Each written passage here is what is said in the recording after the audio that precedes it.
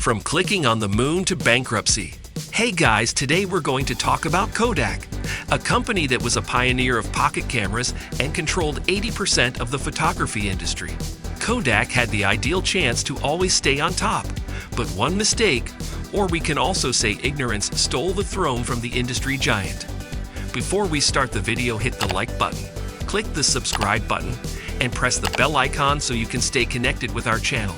In the late 19th century, George Eastman established the Kodak Company. He wanted to dominate the industry as he was looking to develop a device that can store photographs as a positive charge. To complete his invention, he joined hands with William Walker, who was also a photographic expert. These two were able to develop a holder for Eastman's photo plates. Eastman was not looking to settle down, as he was always looking to improve his inventions. And to achieve the feat, he merged two independent inventions with his photo plates. One was a nitrocellulose film base by Hannibal Goodwin. It is a method for making flexible and transparent roll films. The second invention was perforations by Emile Reynaud. In general, these are the holes around the film. These holes made the transportation of films easier. Later on, Eastman also reduced the size of film stock from 40 millimeters to 35 millimeters. By trimming the size, he was able to develop the kinetoscope, the first motion picture device powered by a single person. This device played a key role in making Kodak a successful company. If you don't know, let me tell you that the original inventor of the kinetoscope is Thomas Edison. He invented it in 1891. In 1888, Kodak was making an impact in the film industry. The common man had nothing to do with it.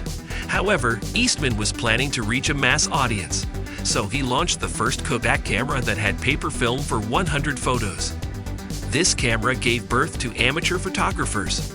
With this invention, anyone could become a photographer. There was no longer a need to take technical classes. This camera became so popular that Americans developed different forms of the word Kodak, like Kodaking, Kodakers, and Kodakery. This camera was so popular that in just 10 years, 1.5 million Americans were using it. And it was being used for many personal events like weddings, birthdays, or graduation. In 1900, Kodak introduced the Brownie, a straightforward cardboard box camera with a simple meniscus lens that produced 2¼ square images on 117 roll film. Because of how swiftly and easily the Brownie operated, the name Snapshot was created. The price of this camera was only $1. The aim of Brownies was to make the camera reach middle-class people. And it was a successful initiative because in the first year alone, Kodak sold 100,000 Brownie cameras. The name Brownie was adopted due to the success of a children's book of cartoons with the same name. And some people also say that this name was adopted because Frank Brownell was the manufacturer of this product.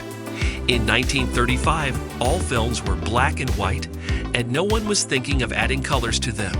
But Kodak had different plans. They introduced Kodachrome, and it was an instant mass-market success. Its format was available between 8 millimeters to large format. Because of its color-capturing ability, it also grabbed the attention of photographers and Hollywood filmmakers. Did you know? Kodak was the company that developed cameras for the astronauts of Apollo 11 in 1969. And they also used Kodak hardware to take the first photo of Earth from outer space. We use the phrase "to the moon and back" metaphorically, but Kodak was implementing it practically. By 1968, Kodak was controlling 80% of the global market. Whilst dominating the global market, Kodak had a great money-making strategy in place. It was not just about selling cameras. They were making more money by selling byproducts like camera films, printing sheets, and other products. This is called the razor and blades business plan. In this strategy, you sell the main product at a lower price and then sell the other relatable products at a higher price. For instance, I sell you a razor at a cheaper price. You will love to buy a cheaper product, but you will end up spending more because the price of blades is more than normal. Kodak used this strategy and became a money-making machine. These strategies of Kodak were profitable, but there is always a time when you need to bring some change. And Kodak did that for more than 90 years. However, they failed to accept the change in 1975, a change that would have allowed them to stay on top. You're thinking right. I'm talking about digital cameras. But how did Kodak fail to accept it? The inventor of the first digital camera is Stephen Sassoon, and he was an electrical engineer at Kodak. When he showed his invention to higher management, they told him not to reveal this invention to anyone, as they knew that it could affect their current business model. They were not ready to bring technical changes, and it was their first mistake. They were busy playing with the film while Fuji Films, a Japanese company, implemented this idea on a large scale. And soon other companies like Sony and Canon also joined the league. Braba was Kodak's head of market intelligence in 1981. He narrates that one of their largest retailer photo finishers asked him whether they should worry about digital photography. So, with the help of the CEO, Braba conducted extensive research to understand the new technology and its adoption curves. The study's findings brought both poor and positive news.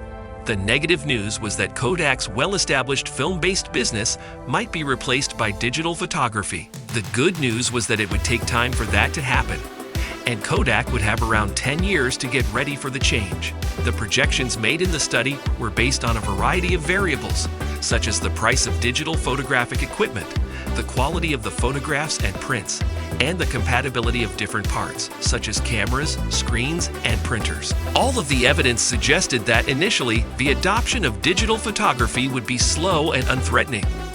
After the research, they had time to adapt to the new technology and stay on top, but they went on the wrong path. However, we can say that the study's findings were astonishingly accurate in the short and long term, as evidenced by history.